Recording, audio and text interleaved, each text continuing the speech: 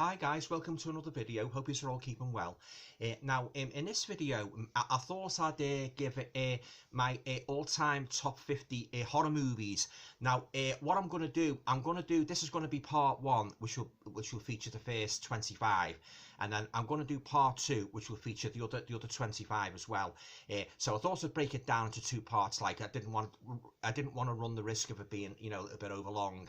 Now, before I start showing you the first 25. Of my all-time top 50 horror movies, I'd like to stress that these are in no particular order. There's no straight countdown like Top of the Pops, I haven't put them in order of merit, which I think would be very, very difficult to do because there are so many, fantastic ones I'm going to show you here.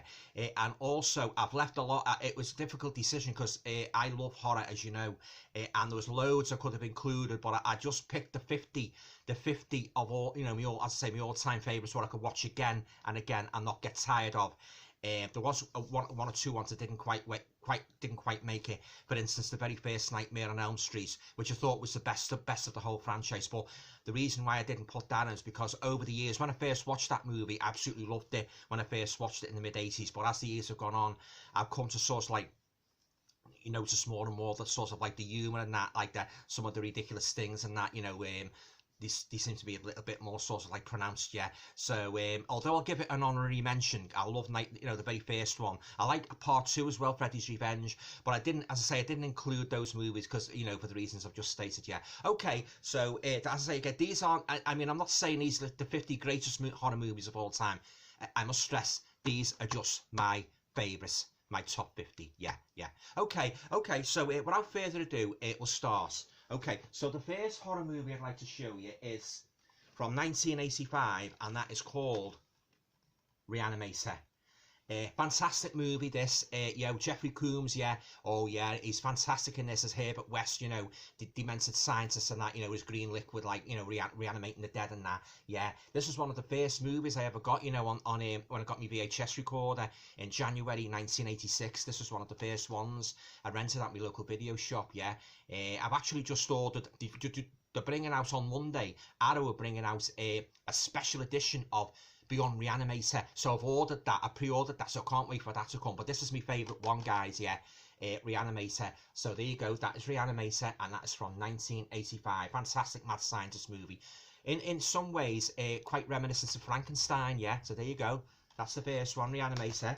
The next one I'd like to show you is one of my favourite British 70s horror movies, and that is Frightmare, starring the late great Sheila Keith. Oh yeah, this is a great movie, this, guys, yeah. When I first saw the poster for this in the mid-70s and that, Sheila Keith's face with that drill absolutely terrified me and that, yeah. And when I first watched it on the telly, I was absolutely blown away. So I thought, I've got to have this one in my collection, yeah. Sheila Keith, they described her as a Distaff Karloff. That means a female Boris Karloff, because a lot of the roles she played were quite sinister, like in these horror movies, especially for Peter Walker. And this is a real fantastic movie. This, like, she reads cards, she's a kind of a fortune teller, but at the same time she's a bit what's her name and that, yeah. And I won't go on too much about it in case you haven't seen it, but I can highly recommend Frightmare, yeah. So there you go, that's Frightmare, and that is from 1974. Great Pete Walker movie. Next one I'd like to show you. This is an American movie, and this is the babysitter genre. This is my favourite horror babysitter movie, and that is House of the Devil. But again, fantastic movie, yeah. About this girl and that she's strapped for cash, and she goes to look after this son and that, yeah. Well, I won't tell you what happens in that, but it's one creepy movie. This, guys, takes a bit of time to get going and that, it's a bit of a slow burner. But once it gets going, boy, God, yeah, I tell you, yeah. Talk about like black magic and that, yeah. Fantastic movie, The House, yeah. The House of the Devil, yeah, and it's got a connection with the Equinox as well and that, yeah. But I don't want to go on too much about it. But this is my favourite horror babysitter movies, yeah. The House of the Devil, and that is from, it's around about, it's a 2004. Yeah, I think it's around about 2004, guys, yeah. Fantastic movie. That's House of the Devil, starring Mary Warrenoff. The next movie I'd like to show you, this is my favourite Australian horror movie, and that is Wolf Creek. Oh, again, fantastic horror movie, yeah. Oh, I love the setting that, you know, the Australian outback and that, you know, yeah. And these campers and that, you know, they go backpacking and they encounter this character, this warp character called Mick Taylor, played brilliantly by John Jarvis, yeah. And I've got the Wolf Creek 2 as well, and that's good as well. But this, guys, this is the best one, Wolf Creek, yeah, yeah. It's as I say, like, it's a very good movie, yeah. Well, it's my favourite Australian horror movie and that, yeah. And I loved it. You love the outback and that, you know, the setting and that, you know, yeah. And yeah, so there you go. That's Wolf Creek. Next one is, a lot of you might be familiar with this movie. It's a cracking little British horror movie, and it's called Stalker, and it stars the chap who was in the bill, you know, the Ben Copper. Yeah, his name is Bill Murray, yeah, he's great in this and that, you know, yeah. Oh yeah, it's a fantastic movie, Stalker, yeah, and it's got a great twist as well at the end and that, you know, yeah, which I didn't see coming. And I say it's quite a rare movie. They say, you know, not many horror fans, to my knowledge, not many horror fans have seen this one, yeah. But I've watched this a few times, this, guys, yeah, and I always enjoy it every time I watch it, yeah, yeah, fantastic movie, yeah. So there you go, that is Stalker. Next one up is, one of my all-time favourite Lon Chaney Jr. movies from the 60s, and that is Spider Baby.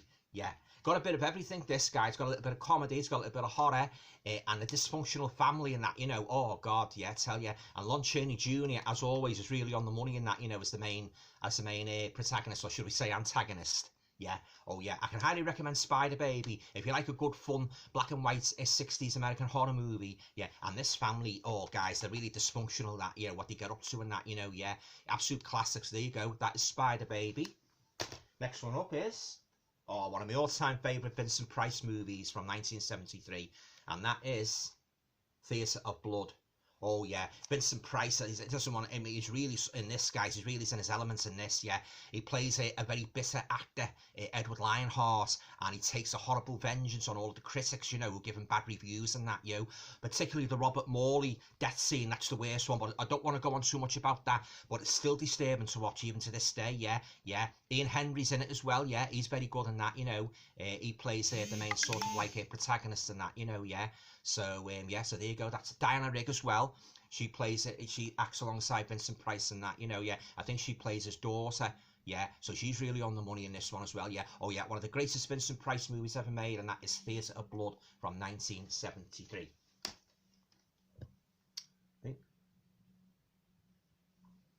Remember, guys, these aren't in any particular order. These are my personal top 50, what I like watching, you know. So we're just going to move on to the next one, and that is a Naomi Watts movie, and that is The Ring. Yeah, real creepy movie, this, guys, yeah. You know, it's about this videotape and that, and you know, you've got to watch it in so many, you know, you've got to watch it. I think it's 7 days and that, you know, yeah. And it's cursed and that, you know, yeah. Naomi Watts is really on the money in this, yeah. I've got the sequels as well. I've got Ring 2 and I've got Ring 3, but this is my favourite, guys, The Ring, yeah. And as I say, Naomi Watts is brilliant in this. She really is, yeah. I think this is from 2002, yeah. So there you go. This is actually based on the Japanese horror movie Ringu, yeah. Yeah, so there you go. That is The Ring. Next one up is one of the weirdest endings I've ever seen in a horror movie, this, and that is Sleepaway Camp. Yeah, I won't tell you the twist at the end, but people still talk about this to this day and that, you know, yeah. You know, it's about this serial killer and that, you know, in this American camp and that, you know, yeah. But I don't want to go on too much about it in case you haven't seen it. But one of the most memorable, shocking twists of all time. So there you go, that is Sleepaway Camp. Next one, my favourite Rats on the Rampage movie, and that is Willard from 1971. Bruce Davison plays Willard Styles and that, you know, yeah, and he has all these rats and that, you know, in his house. Well, it's sort of like, I think it's in his cellar and that, you know. He finds this rat in the rockery and he starts breeding them and that, you know, and he gets the rats onto anybody who does them wrong and that, you know, yeah. Oh, he's a fantastic actor, Bruce Davison and that. And Ernest Borgnine as well, yeah, he's in it. He plays his boss and that, you know, yeah. Oh yeah, and the rats and that, you know, oh, that, yeah, they're really horrifying and that, you know, yeah. I always remember my mum and dad going to see this on the pictures in Birkenhead in 1971 and telling me about it, and I thought, oh god, that sounds like a real horrific movie. And the ending, guys, believe me, I won't go on too much about it, but this is based on the novel Ratman's Notebooks by Stephen Gilbert, which I've got, and I also enjoyed, but Willard and that, this is the best, this is my favourite rat movie, yeah. They made a sequel called Ben, but that was nowhere near as good as this one, guys, yeah. This is the best one, Willard, yeah. This is the most horrific one, yeah. So there you go, that was Willard from 1971. Next one, another one of my all-time favourite modern classics, and that is Drag Me to Hell. Again, guys, fantastic horror movie, Sam Raimi, you know, about this girl, like she sort of like works in this sort of like bank, and she denies this old creepy old lady, you know, extension on a loan and that, and as a result, she incurs a horrible curse on her. Oh yeah, it's a real creepy movie, this guy, especially the part with the ghosts and that, you know, yeah. I know a lot of people love this movie, and I know some people hate it, but I love it, guys, yeah. I've watched this many times and that, you know, and I always enjoy it every time I watch it, yeah. And yeah, and the special effects are fantastic, and that creepy woman, you know, that comes into the office and that, you know, yeah. Oh yeah, she's really creepy here, yeah. So there you go, that is Drag Me to Hell. Next one up is one of the most controversial movies ever made in the early 70s, and that is The Last House on the Left. Boy, guys, did this incur a lot of controversy when it was released in 1972. Directed by Wes Craven and that, you know, very, very brutal movie and that, you know, yeah. Oh yeah, it is. It's not for the faint-hearted and that, yeah. I also like the remake as well, it did on a couple of years ago, but this is the best one, guys, this one, yeah. The Last House on the Left, yeah. If you haven't seen this movie, yeah, go into it like, you know, like sort of like expecting to be shocked and that, you know, yeah. Because it's a very, very brutal movie. So there you go, that is The Last House on the Left from 1972. Next one up is, my favourite Sharon Tate movie, and that is Eye of the Devil. If you like a good 60s black magic movie and that, you know, with a little bit of a mystery to it and that, you know, yeah, I highly recommend this one, guys. The Eye of the Devil, yeah. David Niven's in it as well, yeah. Great cast. You've got Sharon Tate, you've got David Hemmings, and yeah, it's a real creepy movie, yeah. It's about this big castle, like, you know, in the countryside and that, yeah. I don't want to give away too much of the story and that, but a lot of black magic and hints of Satanism in this and that, you know. And the part that stands out for me were all the creepy rogue figures are in the woods and that, you know, yeah. And they're all sorts of like converging on Deborah Carr, yeah. I don't want to go on too much more about it, but I highly recommend, if you love Sharon Tate especially, and if you like a good 60s black magic movie, highly recommend The Eye of the Devil. Next one is, Stephen King classic, and that is Pet Sematary. Watched this movie many, many times and that, you know, we always enjoy it, and I love the novel as well, yeah. Stephen King's, by all accounts, Stephen King's darkest story, yeah. He even felt that way himself and that, you know, he thought it was a very dark story, yeah. All about resurrection and that, you know, and Indian burial grounds and that, yeah. And a very, very tragic aspect, you know, round about near the halfway point occurs in this, but I don't want to go on too much about it. And that cat, guys, God, I tell you, oh yeah, this is one of the best horror stories Stephen King has ever written, and that is Pet Sematary. Hated the remake, by the way, it was awful. Next one up is one of my all-time favourite horror giallo movies, and that is a great addition by Arrow, and that is The Bird with the Crystal Plumage. The lovely Susie Kendall's in this, and as you know, if you've been watching my videos, I'm a big fan of Susie Kendall. She's made quite a few good horror movies and that, but this is a fantastic movie, this, guys, yeah. Granted, some people regard it as more of a giallo, but there are horrific elements in it, you know, and I like the mystery as well and that, you know, yeah. I didn't see the twist coming either, yeah. Watch this movie, and this is a lovely addition by Arrow. You know, it really is, yeah. You've got like a booklet as well, you've got a poster and that, yeah. One of my all-time favourites, if not my special favourites, horror giallo movies from 1970, and that is The Bird with the Crystal Plumage. Excuse me while I just take a swig. Next one up is Clive Barker's Hellraiser. Again, guys, fantastic horror movie, yeah, based on a story by Clive Barker. This is one of the first ones I rented out and that when I had my old VHS and that. It's great to have it on Blu-ray. This is an excellent transfer, this as well, yeah. All about Pinhead and that, you know, with all the pins sticking out of his head and that, you know. Got a very surreal quality to it as well and that, you know. And I love the creepy house and that, you know, and the main villain and that, yeah. But actually, there's two villains in this, yeah, yeah. But this is the best. This is the best Hellraiser out of all of them. I didn't care much for the other ones and that, you know. This is the best one, yeah, Hellraiser. And as I say, yeah, fantastic, yeah, great cast as well, yeah. Based on Clive Barker. It's based on Clive Barker's novella, At the Hellbound Heart, yeah. So there you go. That is Hellraiser. Great movie. Next one up is... Now, this is a movie what I don't think I've ever seen in anybody's top horror movies of all time. It's quite a rare one, actually, yeah. And that is The Unseen, starring Barbara Bach, Ringo Starr's wife, yeah. Oh, yeah, great little movie, this, yeah. Yeah, all about this creepy guy who's got very dark secrets in his cellar and that, you know, yeah. And the lovely Barbara Bach, yeah. She's the main female protagonist in that, you know, and her friends and that, yeah. There's a bit of a love story in it as well, and that it sort of like ties into the horror elements. But oh yeah, this is a real good movie. This, guys, The Unseen. It's from 1980, and if you haven't seen The Unseen, I highly recommend that you get yourself a copy. Yeah, I always enjoyed this, and Barbara Bach looks absolutely stunning in it. Yeah, so there you go. That's The Unseen from 1980. Next one up is another great movie, and that is Frozen.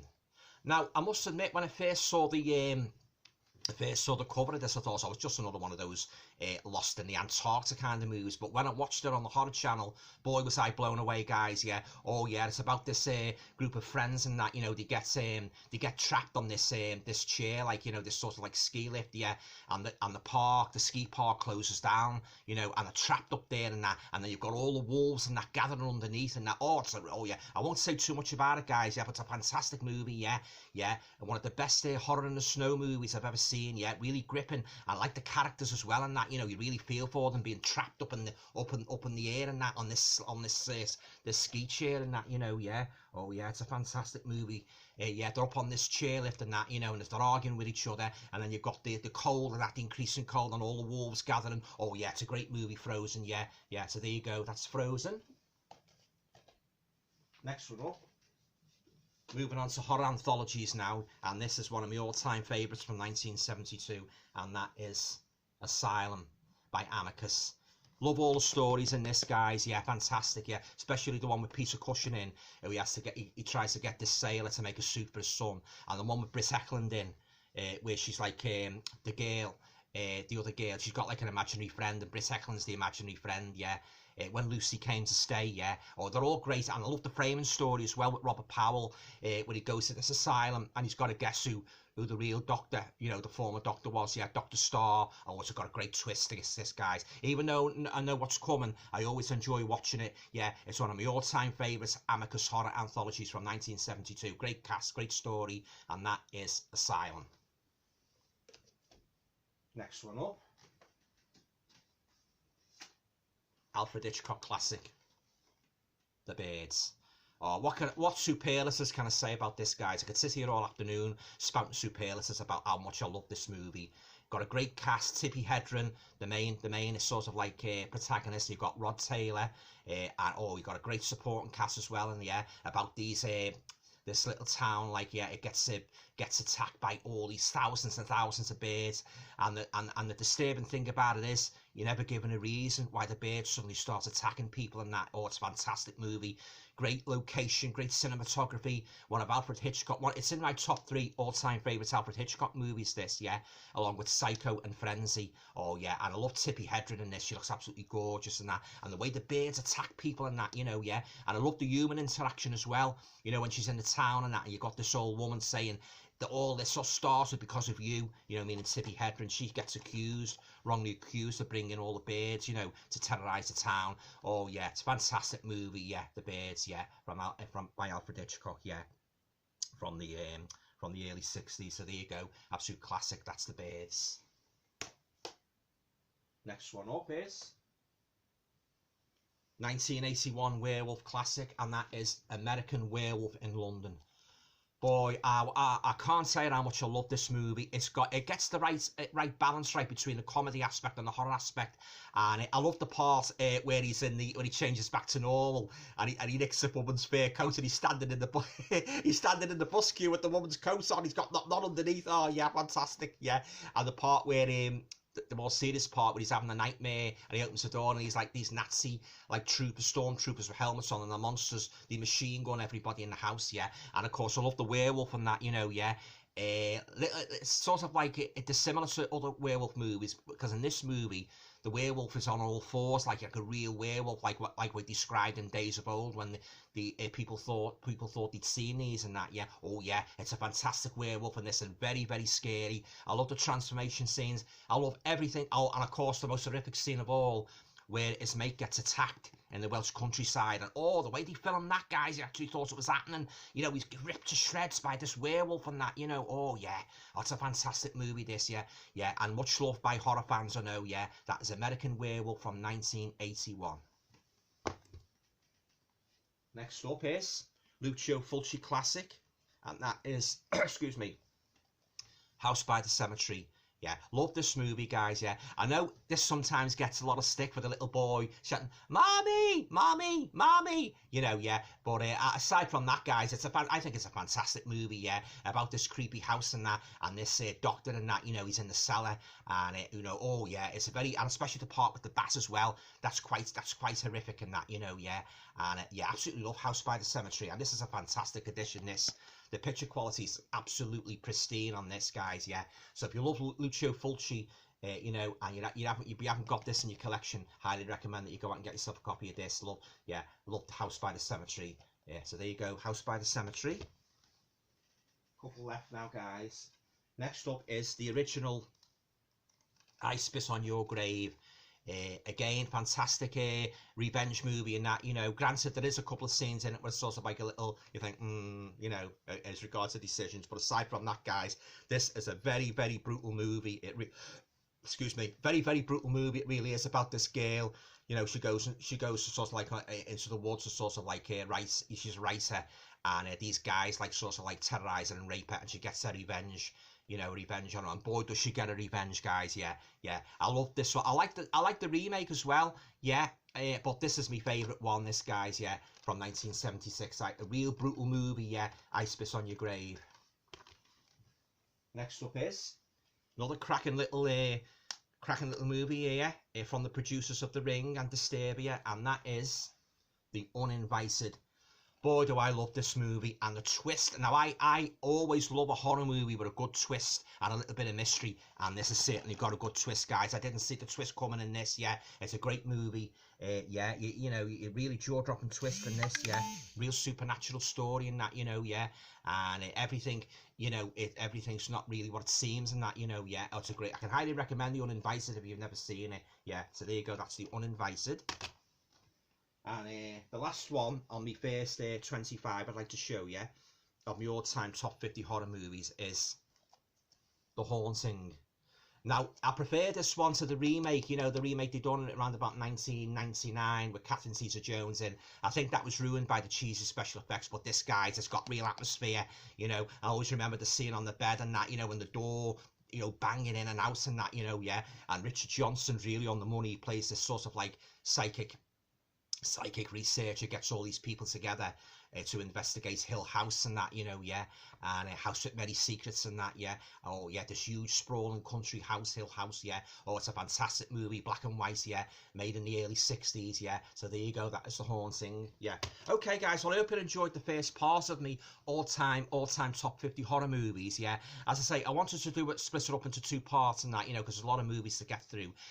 So I'll hope to be doing part 2, you know, as soon as I can and that, you know, once I've edited all this and that, you know. Yeah, and if there's any on there you like, yeah, you know, leave your comments down below. Any you didn't like, you know, what's your favorite all-time favorites horror movies and that, you know, leave your comments down below. Maybe, you know, if you've seen any of these movies or I've shown you, always like to hear what people think of them. But then again, as I say, when I say my all-time 50 you know, favourite horror movies, these are just mine. I mean, I know a lot of people have got their own personal top 50, top 20 and that, you know. We can't all agree on everything, obviously, you know, the old adage again, one man's meat and that. Yeah.